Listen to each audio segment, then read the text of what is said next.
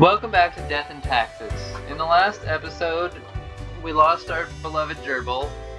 I mean, we gave it away, so it's kind of my fault. But we also figured out how the piggy bank works. So maybe it's better to go to the store in the morning. Perhaps ye require a delightful gift for a significant friend. I want this widget.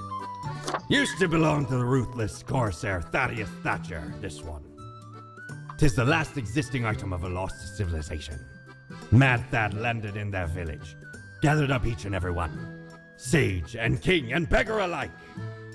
About half the civilization died that day.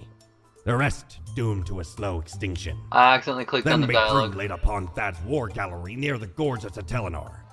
The battle was merciless, but the treasure was most exquisite. Anyway, 'tis useful if ye can't decide what to eat for dinner. I accidentally skipped a line of dialogue. Maybe you could pause it and read it.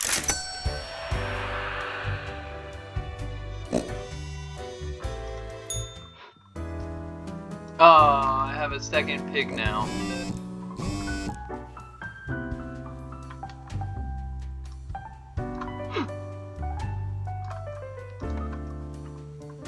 New trees planted in Cosmopolis City local dog park. City Council brainstorms ideas to turn Cosmopolis City green after last blade of grass in the city found wilted near sidewalk. Serial killer found and arrested near prestigious White Tower College. Victims' families relieved to finally make peace. Hey! Hey! I get that joke too. Blackwell. It's more Life is Strange jokes. A+. Alright, we're back to normal. The plant department got their act together. You, however, should be intimately familiar with the drill by now. We mitigate chaos, we bolster order, etc. 2 humans die. Ah, okay, that's convenient. Put that in here with my stuff. Alright. Before Amanda's took over the Daily Moon, the newspaper was in decline. With ruthless determination, they turned the paper into a tabloid powerhouse we know today. While recklessly digging through the lives of others, they've used the paper to suppress rumors about themselves. Alright, I might make you dead. Ivan Myatlov. Ivan is a student at the local Polytechnical Institute, but their real passion is hiking. They're preparing for a challenging skiing trip to the nearby mountains with a group of friends. On the completion of this trip, they would be awarded the highest hiker certification. When younger, Almar postponed reading literature, thinking, oh, I'll get around to it once I'm old. When the time finally came, they started going through novels, novellas, short story collections, etc., one after another. Now they regret their earlier decision, as they're afraid they'll die before they get to read all these books. Rayan, otherwise a solid and stalwart journalist, has an obsession. They adamantly claim they saw, when younger, a headless rider emerge deep from within the autumn mist, searching for their lost beret.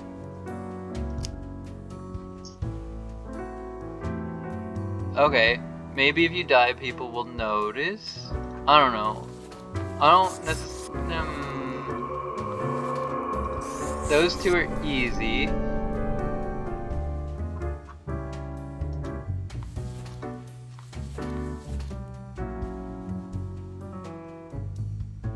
Okay, sorry. You get to keep reading your books for now. Beep boop.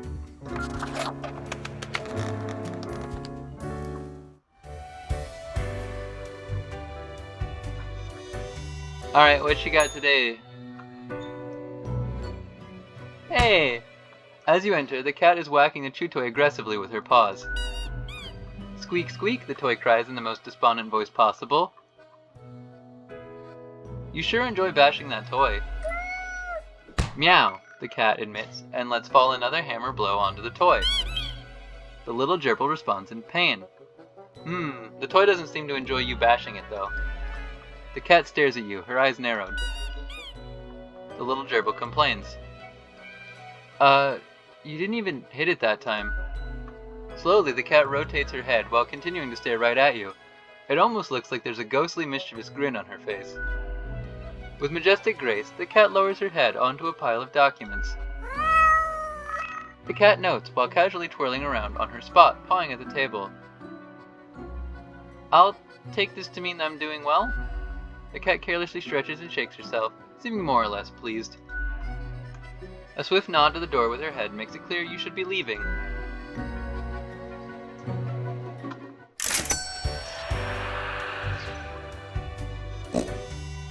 Oh, now I'm down to 300.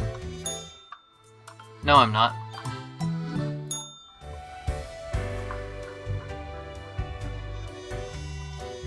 What you got today?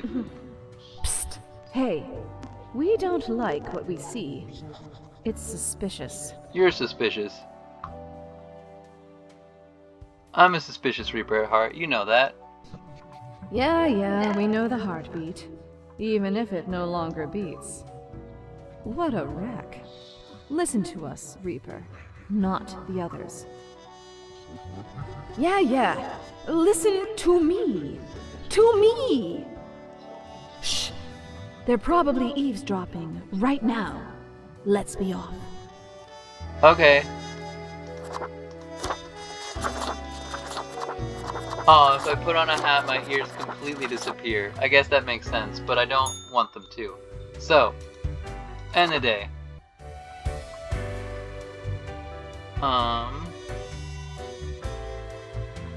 Let's zoom on by. See what you got today. Aye. This port offers the best trades in the universe. Alright, I could buy the mask.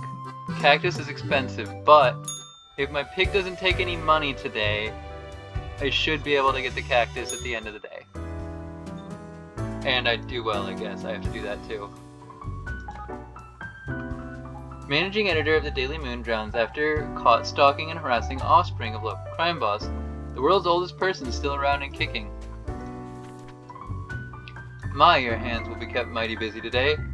What the darn have you been up to over at the office? From what I can see in the data, it looks like a proper mess. 7 humans have to die, 2 humans with a religious background have to die, spare any retired people if possible. Well, there's 8. And 1 retired person. So you get to live.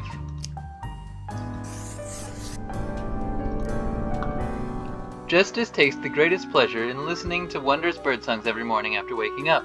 They spend most of their time at home, as moving around has become burdensome, although it's still possible. They love vanilla ice cream and bananas. Michael's been a dedicated worker at the— Okay, Grim, yes you, listen up. Why are you such a tool, sitting at your desk going over the profiles like a mindless drone? It's time to break the rules. I want you to doom all the profiles today. All of them. Prove you're not completely useless. Sorry, I already marked one to live, so I'm gonna keep doing my job, I guess. Praise the revelation, cries Graham, the often so-called right-hand person of Mercury St. John. Oh, hey, I remember you. Of the Path of Glory. Little is known of their path, only that they joined the commune at the very beginning.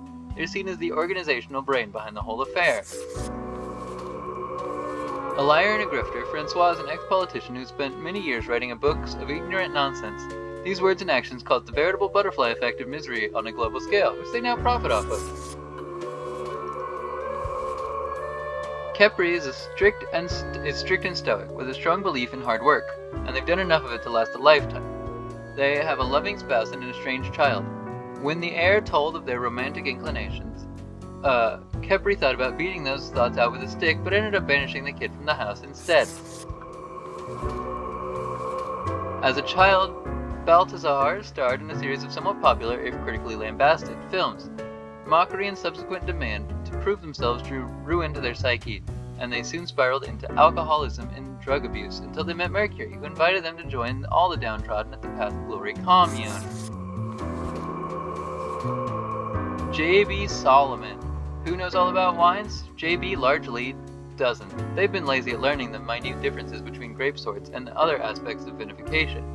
Lately, J.B. has started to claim that the headless rider is stalking them around town. Maria works at the Central Cosmopolis University, where they offer administrative help and guidance to undergraduates.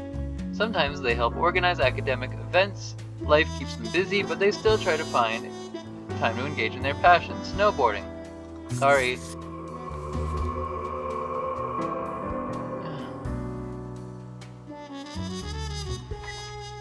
Bye.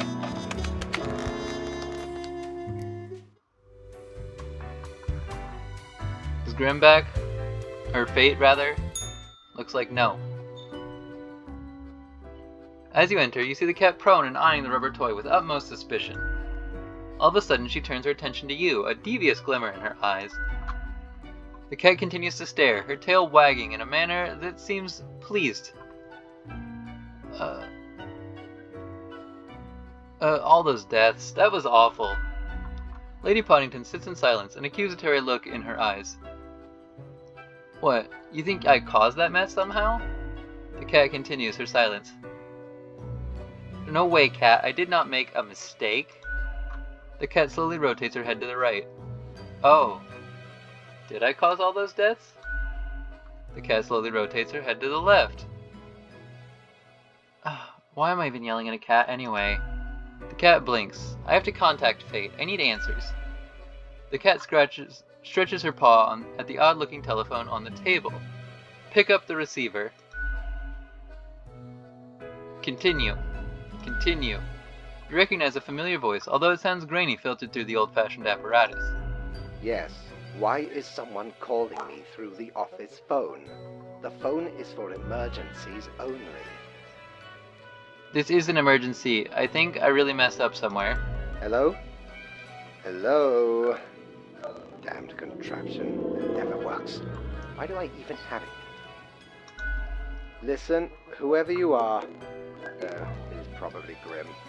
Okay, whatever happened, whatever you did, you probably did not cause it all by your lonesome.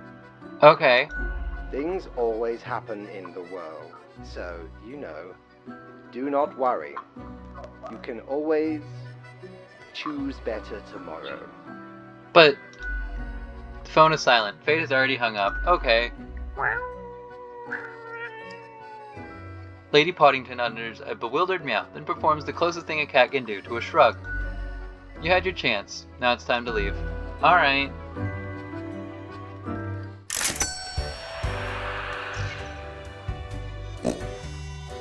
Please don't have taken my money, pig. Good. I'm getting a cactus. Feast your eyes upon this spiky boy. Ye wouldn't believe how long I searched for it at the exalted land of cacti, just to get me phalanges on one of these. Finally unearthed it at the white desert of Mub. It did not start there, however, you see. 'Tis a traveling cactus. Ye never see it move, but boy does it get around. Fair enough. Alright. What you got for me today, Weird Thoughts? Look at the march of death. Bones of the living, ground into dust. A dust storm that suffocates any remaining breaths. A fertilizer for the new. Ew. Come on, Grim. That's disgusting. Don't you think this whole business is remarkably dehumanizing? I mean, An some. uncaring office of eternal bureaucracy, picking and choosing lives. Sure. It is efficient, I'll give it that. What makes you think that they are getting it right? Throwing out innumerable rules and quotas with no oversight whatsoever. Eh. And you think I should do something? We should. Shouldn't we? Let us know if you come eye to eye with a solution. Be seeing you. Okay. I'm going to my personal quarters. It's bedtime. And also, I'm ending the day. Bye-bye! Not ending the day, ending the episode. I mean, I ended the day too, but anyway, yeah, bye.